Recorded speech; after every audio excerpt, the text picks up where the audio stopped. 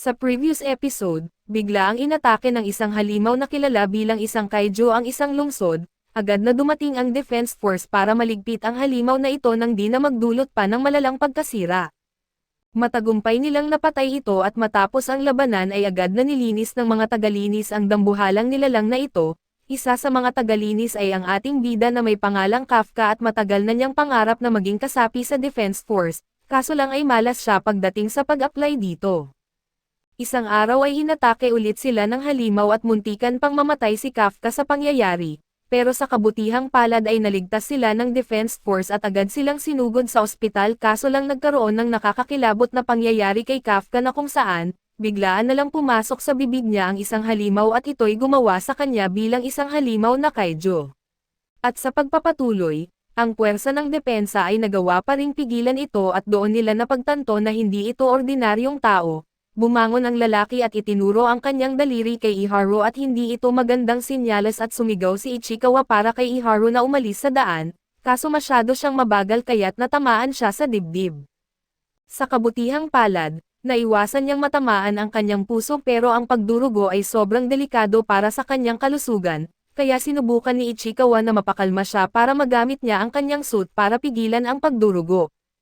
Napagtanto nila na ang nilalang na ito ay isa ring kaiju, subalit tanging si Kafka at Kaiju number 9 lamang ang mga humanoid na kaiju at nakilala nila ito bilang ang isa na umatake noong eksaminasyon at mabilis na natalo si Kiko kaya kailangan nilang mag-ingat. Nagsalita si number 9 tungkol sa kanyang pagkadismaya sa kanyang mga nabigong implants, pero ayaw niyang umalis nang walang napala kaya nagdesisyon siyang kumuha ng isang buhay para gawing sample sa isang opisyal ng puwersa ng depensa. Kinilabutan sina Ichikawa at Iharu matapos marinig iyon pero kailangan pa rin nilang manatiling kalmado. Sinubukan ni Ichikawa na tawagan ang leader ng platon para ipaalam ang sitwasyon para makakuha ng backup, ngunit nabigo ang transmissions dahil alam na ni number 9 kung paano gumagana ang mga radyo signal kaya lumikha siya ng zone kung saan walang signal na maipapadala o matatanggap. Sa ganitong paraan, maaari siyang manatiling nakatago mula sa puwersa ng depensa dahil hindi nila makikita ang kanyang energy signature at may dagdag pang benepisyo ng pagpigil sa anumang distress calls. Itinuro niya ang kanyang daliri kay Ichikawa upang atakihin siya at kahit alam ni Ichikawa ang paparating na atake ay hindi pa rin niya naiwasan na matamaan ng mga bala ng daliri kaya siya ay napatumba. Nalito si number 9 dahil kahit natamaan niya si Ichikawa ay hindi niya natamaan ang anumang mahalagang organ na kanyang target, na nagbigay ng ideya sa kanya na maaaring nakakakita si Ichikawa ng mga paparating na atake.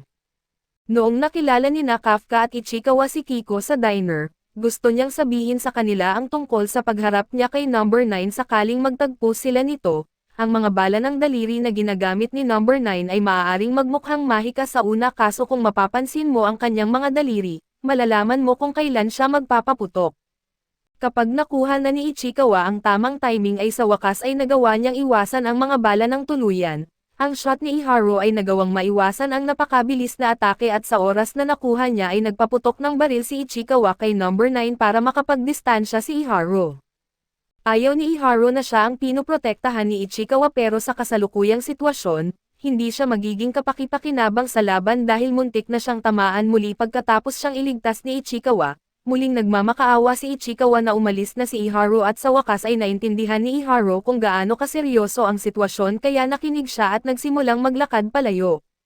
Matapang si Ichikawa sa pagtayo laban kay number 9 na mag-isa kaso alam niyang wala ring laban si Kiko sa nilalang na ito kaya imposibleng manalo siya, subalit kahit ito'y laban sa lahat ng posibilidad, nais ni Ichikawa na maging isang opisyal na handang isakripisyo ang kanyang buhay para iligtas ang kanyang mga kaibigan, tulad ng ginawa ni Kafka para sa kanya. Kaya't sumugod siya paatake upang magbigay ng sapat na oras para makalabas si Iharu ng nabubuhay at habang ginagawa niya iyon, umatras si Iharu at tinatanggap ang katotohanan na mas malakas si Ichikawa kaysa sa kanya ngayon at kahit ayaw niyang aminin, pero naabot na niya ang limitasyon sa kanyang pagsasanay kamakailan lang. Sinabi ni Hoshi sa lahat na karamihan sa mga opisyal ay umabot sa plateau sa lakas kapag narating nila ang 20% o 30% na kakayahan sa pakikipaglaban, gayunpaman ay binanggit din niya na may potensyal ang lahat na malalampasan ang hadlang na ito, basta't ibigay nila ang kinakailangang pagsisikap. Nakastock si Iharu sa 20% sa nakalipas na 2 linggo, ngunit sa kabila ng kanyang determinasyon na patuloy na lumakas ay nalampasan pa rin siya ng madali ni Ichikawa, at kinamumuhian niya ang sarili niya dahil dito. Patuloy pa rin si Ichikawa sa kanyang pinakamahusay na pagsisikap na pigilan si number 9, pero naiwasan ni 9 ang lahat ng bala at lumapit kay Ichikawa upang kutsain siya at maaaring may impormasyon si Ichikawa tungkol kay 9, pero marami pa rin siyang hindi alam tungkol dito at gagamitin ni 9 ang lahat ng iyon sa kanyang kalamangan. Habang ipinapaputok ang mga bagong bala ng daliri ay umakyat ang ulap ng alikabok na tila nagwakas na si Iharu kaso sa kabutihang palad, bumalik si Iharu sa tamang oras para iligtas siya at natapos na siya sa pag-aalala para sa sarili at sa pagiging pabigat, kaya't napagpasyahan niyang ililigtas niya si Ichikawa sa pagkakataong ito at kahit na may butas pa rin siya sa dibdib, hindi pa rin siya maaaring maging kumpiyansa. Hindi maintindihan ni Ichikawa kung bakit bumalik si Iharu at inilagay ang sarili sa panganib kaso kung hindi niya ginawa iyon, ay patay na sana si Ichikawa ngayon at bukod dito ay binanggit ni number 9 na ang kanyang barrier ay pumipigil sa anumang bagay na makalabas ng walang pahintulot niya, kaya't walang paraan na makalabas si Iharu dito sa unang lugar.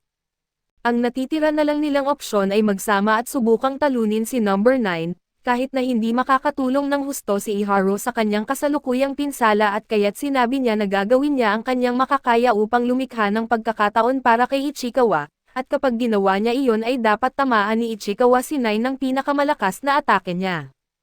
Nagkakaisa silang dalawa kaya sumugod si Ichikawa habang nakayuko si Iharu at nagbibigay ng cover fire para sa kanya. Ang mga bala ay espesyal na conductor variant kaya't mahusay itong gumagana para pigilan si 9, ngunit dahil kinikilala ni 9 si Iharu bilang isang nakakainis na problema ay siya muna ang unang target ni 9.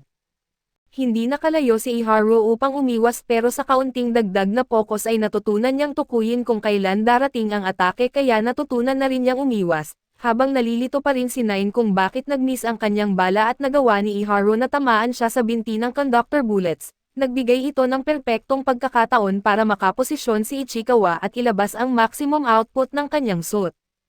Ipinaputok niya ang buong magazine kay 9 pero nang mawala ang alikabok, nabigla siyang matuklasan na wala ni isang bala ang tumama kay 9 dahil nagbuo ito ng pader ng mga bangkay upang protektahan ang sarili. Ngayon naubos na ang bala ni Iharu ay wala na siyang magawa para pigilan si number 9 sa pagtagos sa kanya gamit ang mga bala ng daliri. Samantala sa labas ng barrier, nalaman lang ni Hoshi na nawalan na ng komunikasyon kay Iharu at Ichikawa pati na rin ang lahat ng signal para sa kanilang vital signs kaya't may dahilan para mag-alala. Narinig ni Kafka ang ulat at kasabay ng kakaibang kilos ng mga kaiju, napagtanto nila ni Kiko na naroon si Kaiju number 9. Pagkatapos matamaan ng mga bala, nagdurusa si Ichikawa sa matinding sakit ngunit sinisikap pa rin niyang manatiling nagigising at patuloy na lumaban at nagulat si number 9 na kaya pa rin gumalaw ni Ichikawa pagkatapos ng lahat ng pinsalang natamo niya, pero gusto niyang magkaroon ng nabubuhay na test subject kaya't ayaw niyang patayin agad si Ichikawa. Sinubukan niyang humanap ng ibang paraan para mapapahinto si Ichikawa, kaso tumanggi si Iharu na hayaan si number 9 na masaktan pa ang kanyang kaibigan at nagpaputok ng ilang bala sa kanya. Gayunpaman pagkatapos makita ang baril ay madaling naidepensa ni number 9 ang lahat ng bala at pagkatapos ay nilapitan si Ichikawa upang malaman kung gaano karami na pinsala ang kailangan upang mapahinto siya. Kinamuhian ni Iharu na makita ang kanyang kaibigan na nasasaktan sa kanyang harapan at ayaw niya itong aminin, pero mas talentado si Ichikawa kaysa sa kanya at habang kinukuha niya ang kanyang baril ay tinanggap na niyang wala na siyang magagawa upang iligtas si Ichikawa. Nawalan na ng pag-asa si Iharu at tinanggap na mamamatay siya dito, ngunit gusto lang niyang mailigtas si Ichikawa kahit papaano at ibinaling ni number 9 ang atensyon kay Iharu at dahil napahinto na niya si Ichikawa, hindi na niya kailangan si Iharu kaya itinutok ang kanyang daliri upang tapusin siya.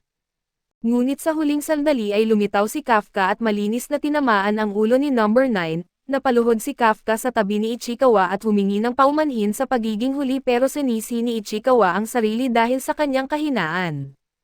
Gusto talaga niyang hawakan ang sitwasyon ng mag-isa para hindi mapilitang mag-transform si Kafka kaso hindi nangyari ang gusto niya. Nagpanik si Iharu dahil mula sa kanyang pananaw, isa pang makapangyarihang kaiju ang dumating pero wala pa rin siyang magawa.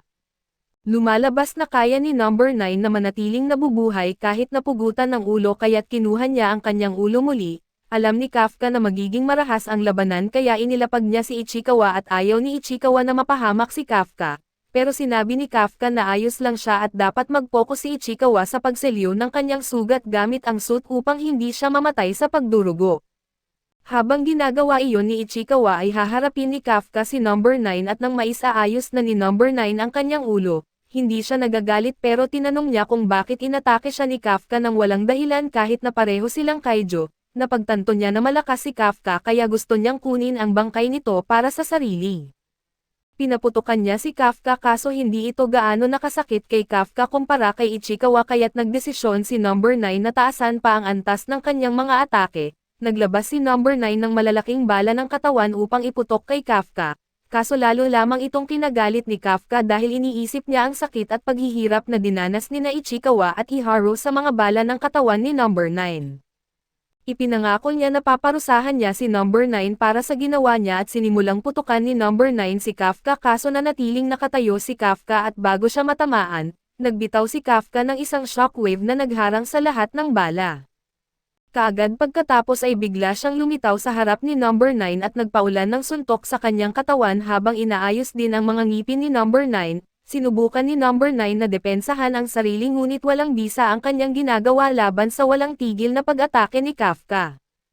Kaya't nagdesisyon siyang umatras ngunit hindi siya pinayagan ni Kafka na makaalis at habang naghahanda siya para sa kanyang huling suntok, napagtanto ni Number 9 na siya ay patay na at pagkatapos siyang tumalsik sa 4 na city blocks, siya ay naiwang wasak at putol-putol at ang kanyang core ay lubos na nalantad.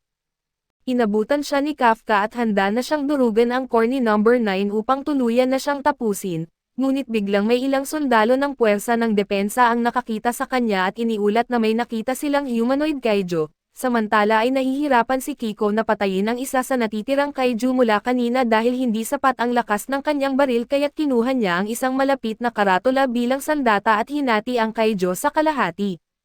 Ngayong tapos na siya ay iniisip niya kung saan napunta si Kafka kanina matapos nilang malaman na nawawala sina Iharu at Ichikawa. Nagdesisyon si Kafka na hanapin sila ngunit tinanong ni Kiko kung paano niya gagawin iyon nang wala silang paraan ng komunikasyon. Ipinaliwanag ni Kafka na hanggat inaatake sila ng mga kaiju ay dapat ay maramdaman niya ang kanilang lokasyon.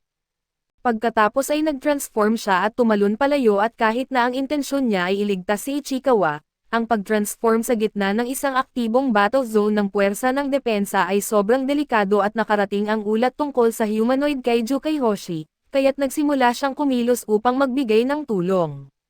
Bumalik kay Kafka. Naabala siya ng mga opisyal kaya't nagawa ni Number 9 na muling mabuo ang kanyang katawan at makatakas sa tiyak na kamatayan. Sinabi niya na naintindihan na niya kung paano gumagana ang katawan ni Kafka kaya sa susunod ay kaya na niyang patayin ito.